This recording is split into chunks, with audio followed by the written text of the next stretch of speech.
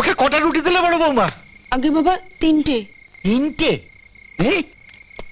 কেন, তুমি কি আমার ছেলেটাকে মেরে ফেলতে চাও নাকি? 2টো রুটিতে কি ওর বয়সী ছেলের পেট ভরে বলুন? এইটাই তোমাদের ভুল ধারণা মেজ বৌমা। রাতের খাবার কেউ কখনো পেট ভরে খাবে না। রাতে খাবার পরে তো পরিশ্রম করতে হয় না, খাবারটা হজম হবে কি করে? তোলো তোলো তোলো, একটা রুটি তুলে নাও। তোলো না, তোলো তোলো, একটা রুটি তুলে নাও। হ্যাঁ হ্যাঁ হ্যাঁ। আর তোরও বলি, আরে কখনো নিজের শরীরের দিকে নজর দেবে না। কতবার বলেছি বাবা, পরে বেশি খাবি তো, এখন কম খা।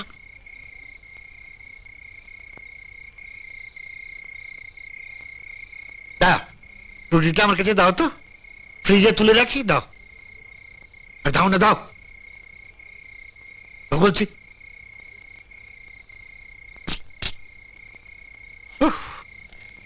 একখানা রুটি কিভাবে নষ্ট হচ্ছিল, রুটিও যাচ্ছিল, ছেলেটাও যাচ্ছিল।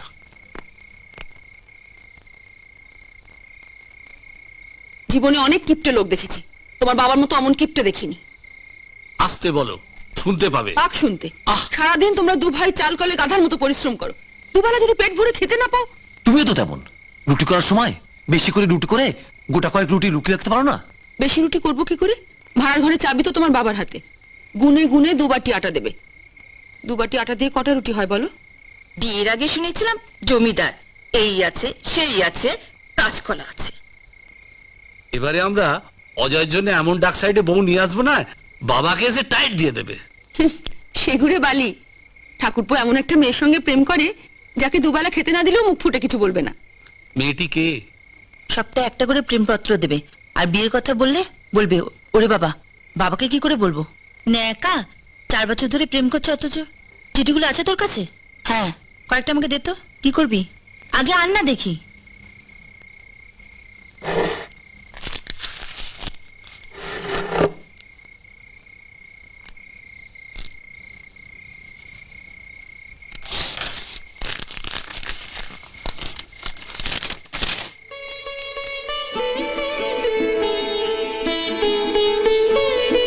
আমি বাবাকে ফোন করে এক্ষুনি বলে দিচ্ছি, কাল মদন এসে তোকে কলকাতা নিয়ে যাবে।